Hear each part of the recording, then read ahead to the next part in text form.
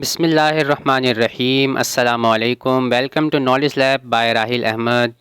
और आज जो हम करने वाले हैं वीडियो, इसमें हम डिस्कशन करेंगे क्लास 11 केमिस्ट्री के पेपर का।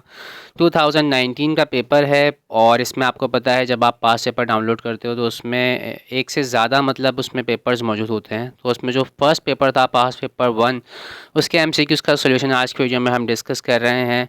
फेडरल बोर्ड के हवाले से सारी बातचीत होगी। और जी जनाब, तो स्टार्ट कर देते हैं हम अपनी वीडियो। एमसीक्यू नंबर 1 है, enthalpy of combustion can be determined by.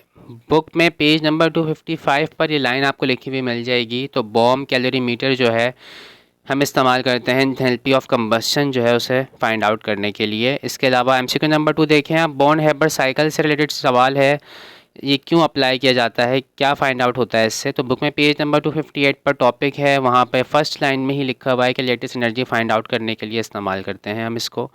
अब हम चलते हैं एमसीक्यू नंबर 3 की जानिब। What is added with S, यानी सल्फ़र के साथ हम क्या चीज़ ऐड करें in order to balance the equation. तो इक्वेशन को बैलेंस करना है, आयन इलेक्ट्रॉन मेथड यहाँ पे अप्लाई होगा। और बुक में पेज नंबर 268 पर इसकी पूरी डिटेल आपको मिल जाएगी। अब आपने देखना ये है, देखें सल्फ़र दोनों तरफ बैलेंस्ड है ऑलरेडी। उसके बाद हमें देखना है हाइड्रोजन एटम्स को। तो अब हाइड्रोजन एटम देखें, यहाँ पे 2 हाइड्रोजन एटम है, तो यहाँ पे रिएक्टेंट वाली साइड पे भी 2 हाइड्रोजन हमें ऐड करना पड़ेंगे। तो 2H+ हमें करना पड़ेगा, ठीक है। अब चार्जेस भी बैलेंस होने चाहिए। जब 2H+ आपने किया तो चार्जेस जो है बैलेंस्ड हो गए। यहाँ पे देखें 0 चार्ज है, कोई चार्ज नज़र नहीं आ रहा, बिल्कुल न्यूट्रल है ये हाइड्रोजन सल्फाइड। सिमिलरली यहाँ पे सल्फ़र ये भी बिल्कुल न्यूट्रल होता है। अब 2H+ को बैलेंस करने के लिए हमें 2 इलेक्ट्रॉन्स भी यहाँ पे क्या करने पड़ेंगे, ऐड करवाने पड़ेंगे, ताकि जो है वो चार्जेस भी हमारे पास बैलेंस्ड हो जाएं। तो इस तरह से ये आयन इलेक्ट्रॉन मेथड यहाँ पे एक तरह से इन्होंने जो है वो हमसे चेक किया है कि आपको वो मेथड आता है या नहीं आता। तो option D is the correct answer. अब उसके बाद देखें एमसीक्यू नंबर 4 है, विच of the following has highest number of molecules in it. तो एवोगाड्रो नंबर से ताल्लुक़ है जनाब इसका। तो आपको पता है कि 1 मोल में एवोगाड्रो नंबर ऑफ़ पार्टिकल्स होते हैं। तो अब यहाँ पे देखें 10 ग्राम सबका हमें गिवन है और डिफरेंट कंपाउंड्स हमें गिवन है। तो जब हम इस ग्राम को कन्वर्ट करेंगे मोल में, ठीक है, तो जिसके नंबर ऑफ़ मोल ज़्यादा होंगे उसी में जनाब ज़्यादा नंबर ऑफ़ मॉलिक्यूल्स होंगे। तो अब मास इन ग्राम देखें सब में फिक्स है, 10 ग्राम है, लेकिन मोलिकुलर मास सबका क्या होगा, चेंज होगा, यानी मोलर मास जो है वो सबका क्या होगा, चेंज हो जाएगा। तो अब देखने से ही अंदाज़ा हो रहा है कि नाइट्रोजन मोनोऑक्साइड जो है इसका मास जो है वो क्या होगा, सबसे कम होगा। तो जिसका मास सबसे कम होगा डिवाइड होने के बाद उसके नंबर ऑफ़ मोल्स क्या होंगे, सबसे ज़्यादा आएंगे। इसी वजह से जो है option is the correct answer. बाकी आप हर ऑप्शन के लिए कैलकुलेट करके अगर देखना चाहो तो देख भी सकते हो। बाकी मैंने जो है लॉजिकली जो है इसको सॉल्व कर दिया है। अब उसके बाद एमसीक्यू नंबर 5 देखें, how many moles of oxygen. अच्छा, एक चीज़ और वो ये कि एमसीक्यू करते वक्त आपको क्योंकि लिमिटेड टाइम गिवन होता है तो आपने टाइम का भी ध्यान रखना है। ऐसा नहीं कि एक ही एमसीक्यू पे आप सारा टाइम लगा दो फिर बाद में जो है वो बाकी सब पे तुक्के लगा रहे हो। चलें जी, अब एमसीक्यू नंबर 5 है, how many moles of oxygen are needed for complete combustion of 1 mole of butane. C4H10 इसका फॉर्मूला हमें गिवन है। ब्यूटेन का अगर ना भी दिया हुआ होता तो आपको ये याद होना चाहिए था। अल्केन का जनरल फार्मूला होता है CnH2n+ में 2, ठीक है। तो वहाँ पे आपने ब्यूटेन के लिए 4 कार्बन जो है वो यूज़ करने थे और फिर आपने फार्मूला बना लेना था इस जनरल फार्मूले से। तो इसके लिए हमें सबसे पहले तो लिखना पड़ेगी एक बैलेंस केमिकल इक्वेशन। तो यहाँ पे मैंने इसको सॉल्व किया हुआ है, देखिए स्टेप बाय स्टेप सॉल्व किया हुआ है। तो ब्यूटेन हमारे पास गिवन था, कंबस्शन रिएक्शन करवाना है, ऑक्सीजन के साथ रिएक्ट करती है फ्यूल, ये फ्यूल है और ये ऑक्सीजन के साथ रिएक्ट करेगी तो कार्बन डाइऑक्साइड और वाटर बनेगा, ठीक है। तो ये कंबस्शन रिएक्शन के लिए आपको ये चीज़ें याद होनी चाहिए कि ऑक्सीजन के साथ रिएक्शन होता है फ्यूल का और प्रोडक्ट जो है उसमें कार्बन डाइऑक्साइड होता है हमारे पास और वाटर होता है। अब सबसे पहले देखिए मैंने यहाँ पे एक कलरिंग स्कीम यूज़ की है। तो कार्बन देखें यहाँ पे सबसे पहले मैंने बैलेंस किए हैं, नंबर ऑफ़ कार्बन्स को पहले मैंने बैलेंस किया है, ऑक्सीजन और हाइड्रोजन को बाद में करेंगे। तो कार्बन यहाँ पे देखें 4 कार्बन है, तो सबसे पहले मैंने यहाँ पे 4 लगा दिया है ताकि कार्बन हमारे पास क्या हो जाए, बैलेंस हो जाए।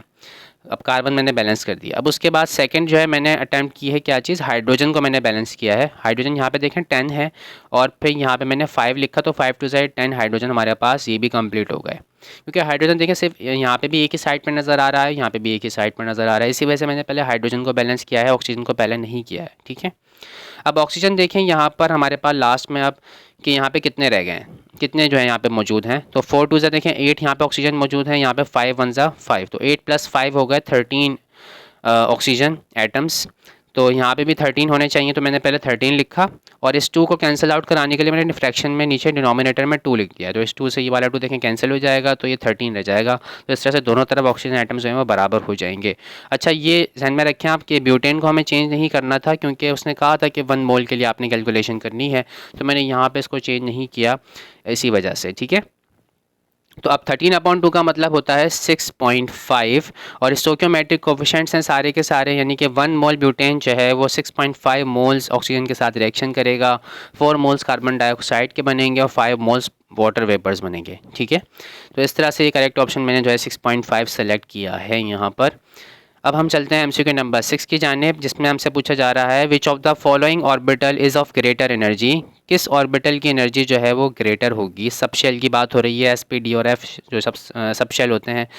बुक में पेज नंबर 42 पर आपको ट्राइंगल भी बना हुआ मिल जाएगा, वहाँ से भी आप देख सकते हो ट्राइंगल ड्रॉ करके, मतलब उससे भी पता लगा सकते हो। इसके अलावा N+L रूल जो है वो अप्लाई होता है बहरहाल एनर्जी के लिए।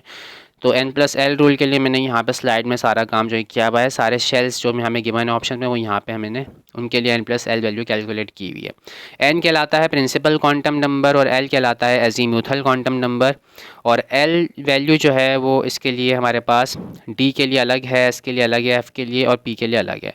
जबकि N वैल्यूज़ जो हैं वो यहाँ पे ऑलरेडी लिखी हुई नज़र आ रही हैं। यहाँ पे स्टार्टिंग में जो भी लिखा हुआ है, जैसे 4 लिखा हुआ है तो ये N वैल्यू है, 6 यहाँ पे N वैल्यू है, 4 यहाँ पे N वैल्यू है। तो सबके लिए देखें कैलकुलेशन मैंने यहाँ पे की हुई है। तो 4 D के लिए अगर हम बात करें तो D के लिए L वैल्यू होती है 2, तो 4 + 2 यहाँ पे बना 6। तो 6S के लिए 6 + 0 6 बना, S के लिए L वैल्यू 0 होती है। ठीक है, सिमिलरली देखें आप 4 + 3 7 बना, F के लिए L वैल्यू 3 है, और यहाँ पे 5 + 1 फिर 6 बना। तो सबसे हाईएस्ट वैल्यू देखें इसी की आ रही है 4F की, तो जिसकी हाईएस्ट वैल्यू आती है N+L वैल्यू जिसकी सबसे ज़्यादा होगी उसकी एनर्जी सबसे ज़्यादा होती है। तो 4 + 3 = 7 इज़ द हाईएस्ट, तो 4F जो है सबसे लास्ट में फिल होगा। ठीक है, तो उसकी एनर्जी जो है सबसे ज़्यादा होगी, तो 4F is the correct answer. MCQ number 7 है when fast neutrons are bombarded on nitrogen atoms what radiations are emitted. जब नाइट्रोजन एटम्स पर हम न्यूट्रॉन्स की बॉम्बार्डमेंट करवाएंगे तो कौन से रेडिएशंस जो हैं वो एमिट होंगी। बुक में पेज नंबर 25 पर प्रॉपर्टीज़ गिवन है न्यूट्रॉन्स की, तो वो आपने देख लेना है। बाकी मैं आपको यहाँ पे बता भी देता हूँ। देखें इस तरह से प्रॉपर्टीज़ यहाँ पे गिवन है, प्रॉपर्टीज़ ऑफ न्यूट्रॉन्स। ये इसके पीछे थोड़ा सा ये हाइड हो गया है। बहरहाल यहाँ पे देखें ये पॉइंट नंबर 8 है, when neutrons are used as projectile they can carry out nuclear reaction. तो एक न्यूक्लियर रिएक्शन यहाँ पे हो रहा है। लेकिन नाइट्रोजन यहाँ पे जो केमिकल इक्वेशन जो हमें लिख के दी है वो नाइट्रोजन की लिख के दी हुई है। तो उसने यही चीज़ हमसे पूछी है कि नाइट्रोजन जो है जब उस पर हम न्यूट्रॉन की बम्बार्डमेंट करवाएंगे तो ये हमारे पास कन्वर्ट हो जाएगा नाइट्रोजन किस में, बोरॉन में। और इसके अलावा यहाँ से देखें हीलियम न्यूक्लियाई निकल रहा है, इमिट हो रहा है, और हीलियम न्यूक्लियाई आपको पता है अल्फ़ा पार्टिकल होता है। तो ये alpha particle, that's why I have selected as a correct option for this MCQ। तो ये इसका करेक्ट आंसर है अल्फ़ा रेस। ठीक है, अब उसके बाद नंबर 8 देखें लिखा हुआ था carbon hydrogen bond length will be greater when the hybridisation of carbon is. Carbon hydrogen की बॉन्ड लेंथ जो है वो ज़्यादा कब होगी, किस हाइब्रिडाइजेशन के लिए होगी। बुक में पेज नंबर 70 पर पूरा टेबल गिवन है, ये हाइब्रिडाइजेशन का इफेक्ट गिवन है बॉन्ड लेंथ पर। तो ये यहाँ पे मैं आपको दिखा देता हूँ जनाब, ये रहा। तो इसमें देखें sp3 के लिए सबसे ज़्यादा बॉन्ड लेंथ है, उसका रीजनिंग वगैरह भी सारा नीचे लिखा हुआ है, तो ये आप अच्छे से यहाँ पे पढ़ लीजिएगा। तो MCQ जो है इसका आंसर जो है हमारे पास 1.11 इज़ द करेक्ट आंसर। और ये sp3 हाइब्रिडाइजेशन उसने हमसे पूछी थी कि कौन सी होगी, तो sp3 हाइब्रिडाइजेशन होगी। तो ये हम जो है वो सिलेक्ट कर लेते हैं इसका ऑप्शन MCQ नंबर 8 के लिए। तो sp3 is the correct answer. ठीक है, जितना s करेक्टर आप कम करेंगे उतनी बॉन्ड लेंथ ज़्यादा हो जाएगी। तो ये रीजनिंग वहाँ पे लिखी हुई है, आप वहाँ से एक दफ़ा पढ़ लीजिएगा। ठीक है, जैसे कि अगर हम बात करें एक दफ़ा थोड़ा सा मैं इसको एक्सप्लेन कर देता हूँ आपको। देखें लिखा हुआ है sp3 जो है इसका मतलब ये हुआ कि 3 p ऑर्बिटल है और एक s ऑर्बिटल है। इसका मतलब s की जो परसेंटेज है यहाँ पे वो कम है। जबकि sp2 की अगर बात करें तो p क्योंकि कम कर दिया हमने, तो अब s की परसेंटेज अगर हम देखें तो ज़्यादा हो जाएगी मिक्सिंग में।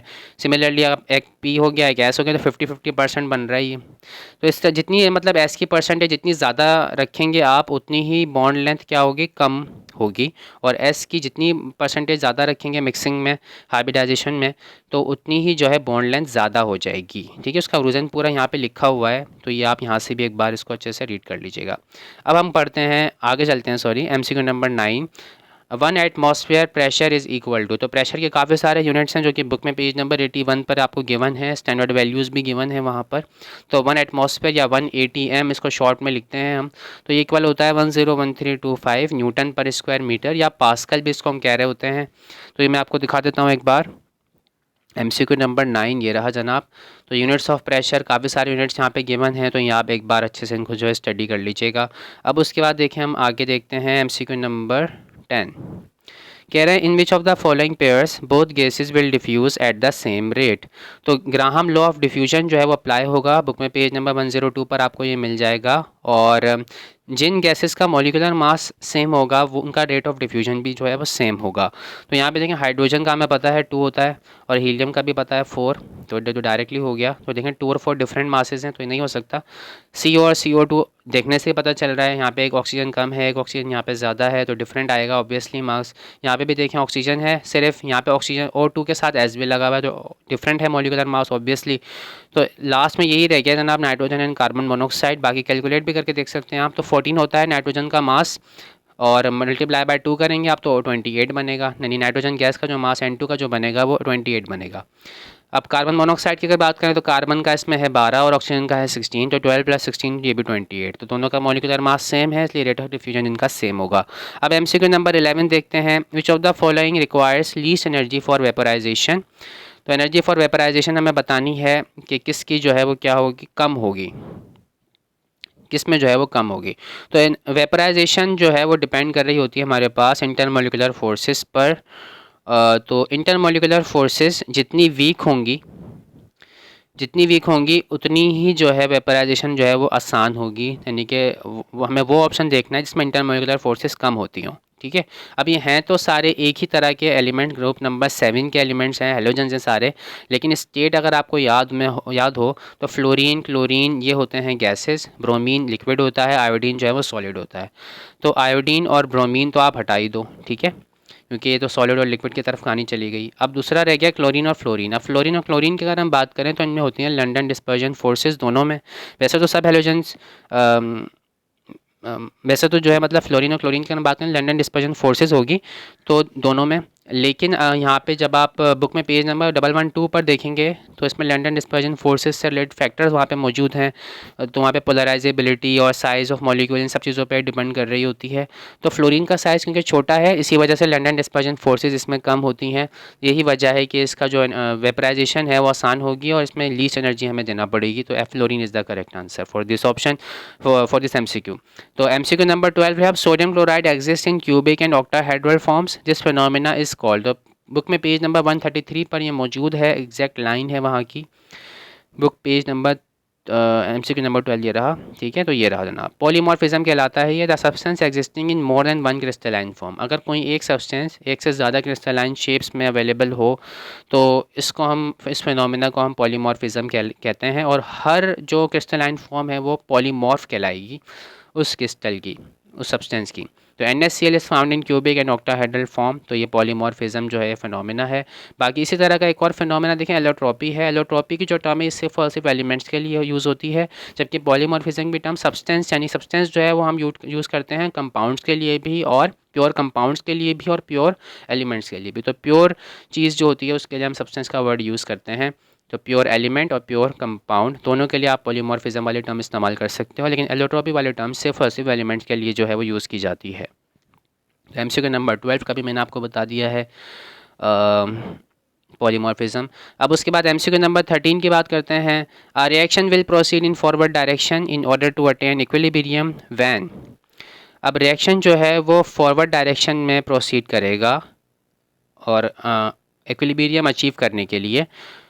अब ये Q और K का आपस में, KC का आपस में रिलेशनशिप पूछ रहे हैं। Q कहलाता है रिएक्शन कोशेंट और KC कहलाता है इक्विलिब्रियम कांस्टेंट। तो बुक में पेज नंबर 156 पर आपको ये सारी डिटेल्स मिल जाएंगी, आपको दिखा भी देता हूँ। MCQ नंबर 13 है ये हमारा, जी जनाब ये रहा। तो 3 डिफरेंट केसेस हैं, Q less than KC, Q greater than KC और इक्वल टू। अगर इक्वल होगी वैल्यू तब तो जो है वो इक्विलिब्रियम अचीव हुआ है, ना ही फॉरवर्ड ना ही बैकवर्ड, यानी कि इक्विलिब्रियम शिफ्ट नहीं होगा। अगर लेस वैल्यू है, अब देखें Q और KC दोनों के लिए एक्सप्रेशन सेम होता है, फॉर्मूला सेम होता है, प्रोडक्ट अपॉन रिएक्टेंट। बस फ़र्क ये होता है कि KC के लिए जो हमें कंसनट्रेशन रखनी है प्रोडक्ट की और रिएक्टेंट की, वो इक्विलिब्रियम वाली ही रखनी है, जबकि Q के लिए ऐसी कोई कंडीशन नहीं है। आप कोई भी कंसनट्रेशन प्रोडक्ट की किसी भी टाइम पर रख सकते हो, किसी भी टाइम पर रिएक्टेंट वाली रख सकते हो, ठीक है। तो अब यहाँ पे कह रहे हैं Q की वैल्यू अगर KC से लेस हो जाए, तो Q की वैल्यू लेस कब होगी, जब प्रोडक्ट कम होंगे और रिएक्टेंट ज़्यादा होंगे, ठीक है। तो प्रोडक्ट कम होने का मतलब ये है कि इक्विलिब्रियम जो है उसे शिफ्ट होना पड़ेगा प्रोडक्ट वाली साइड पर, ताकि प्रोडक्ट ज़्यादा बने और इक्विलिब्रियम जो है वो दोबारा से अचीव हो सके।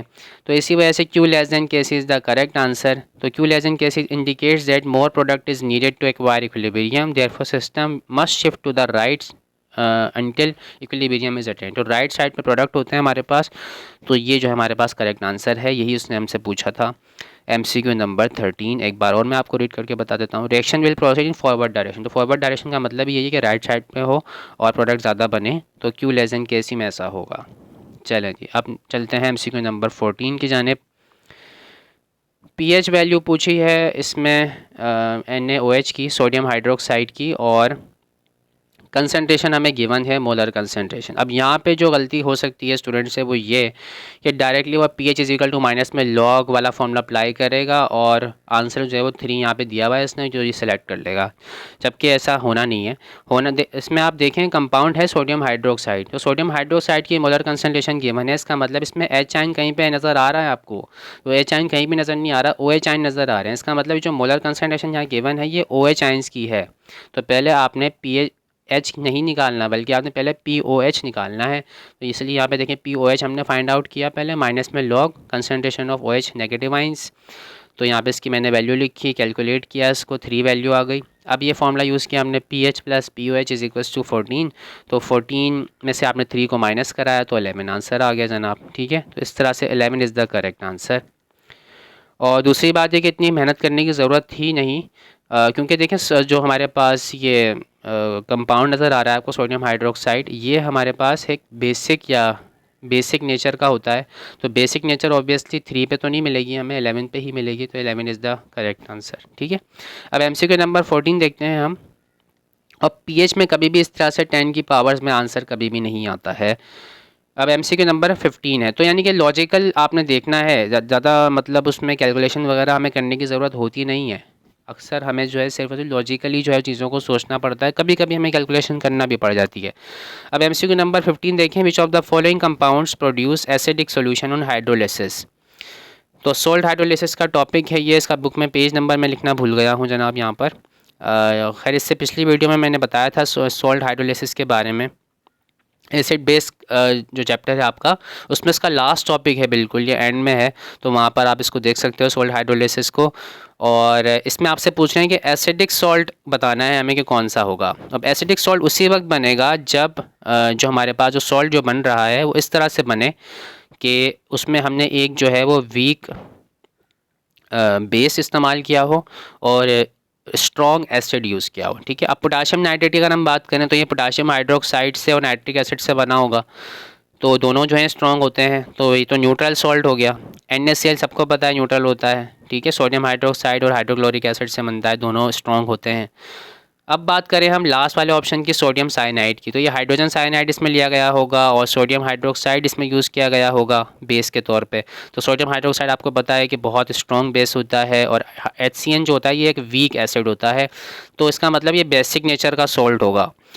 अब इसकी बात करें हम अमोनियम नाइट्रेट की, तो इसमें नाइट्रिक एसिड यूज़ किया गया है, स्ट्रॉन्ग एसिड है, जबकि ammonium hydroxide is a weak base, तो that's why this salt is acidic salt. तो एसिडिक सॉल्यूशन जो है इसका बनेगा, तो ammonium nitrate is the correct answer for this MCQ।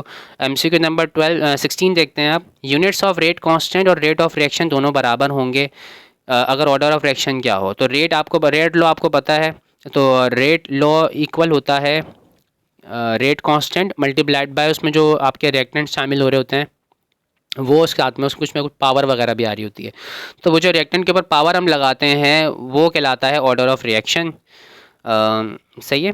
तो ऑर्डर ऑफ रिएक्शन जो है वो मतलब दोनों के यूनिट सेम उसी वक्त होंगे। देखिए रेट और के, जो हमारे पास रेट कांस्टेंट होता है, आर और के जो यूनिट्स हैं वो सेम उसी वक्त होंगे जब आर और के इक्वल हो जाएं, यानी रिएक्टेंट उसमें आ ही नहीं रहा हो। तो रिएक्टेंट गायब करने के लिए क्या करना पड़ेगा, पावर ज़ीरो लगानी पड़ेगी जनाब। तो रेट लो आप अच्छे से एक बार देख लीजिएगा। ये पेज नंबर्स मैं यहाँ पे लिखना भूल गया हूँ इनके, इसका तो खैर इतना कोई ख़ास ज़रूरी नहीं था। ये तो आप डायरेक्टली भी जो है कर सकते हो, सारी चीज़ें आपने पढ़ी हुई ऑलरेडी। इन दोनों को आप अच्छे से एक बार पढ़ लीजिएगा। अब लास्ट हमारा एमसीक्यू रह गया है, विच of the following is not a pair of partially miscible liquids. तो बुक में है सब कुछ, पेज नंबर 213 पर एग्जैक्ट मौजूद है ये सारा। मैं दिखा देता हूँ आपको पेज नंबर जनाब, ये रहा। तो पार्शियली मिसिबल लिक्विड्स की हेडिंग आपको मिल जाएगी वहाँ पर, और ये सारी एग्जांपल्स भी लिखी हुई हैं। देखिए phenol water, aniline and hexane, nicotine water. तो ये देखें आप, ये तीन में से तीन ऑप्शन वहाँ मौजूद हैं। देख लेते हैं हम इसको। जी जनाब ये रहा। तो एनिलीन वाटर भी वहाँ पे था, निकोटीन वाटर भी था, फिनॉल वाटर भी था। तो बेंजीन वाटर जो है ये कम्प्लीटली इमिसिबल लिक्विड जो हेडिंग है, आप इससे नेक्स्ट पेज पर वहाँ पे ये मौजूद है एग्जाम्पल में। तो ये दोनों बिल्कुल कम्प्लीटली इमिसिबल होते हैं, जबकि ए बी और डी जो ऑप्शन है ये पार्शली इमिसिबल होते हैं। उसने पूछा था कौन सा वाला नहीं है, ठीक है, नॉट का लफ्ज़ उसने इस्तेमाल किया था। तो benzene water is the correct answer. तो इस तरह से हमने सारे के सारे एमसीक्यूज़ आपको ये करवा दिए हैं 2019 के पेपर के। और आखिर में जनाब थैंक्स फॉर वाचिंग। लाइक करें वीडियो को, शेयर करें अपने सर्कल के अंदर, अपने दूसरे फ्रेंड्स वगैरह को भी बताएं, और सब्सक्राइब भी करें चैनल को, और बेल आइकन भी प्रेस कर दें ताकि जैसे ही वीडियो अपलोड हो तो आपको सबसे पहले उसका नोटिफिकेशन मिल जाए और आप उससे फ़ायदा हासिल कर सकें फ़ौरी तौर पर। तो एग्ज़ाम के लिए बेस्ट ऑफ लक, दुआओं में याद रखें। Thank you so much. अल्लाह हाफ़िज़।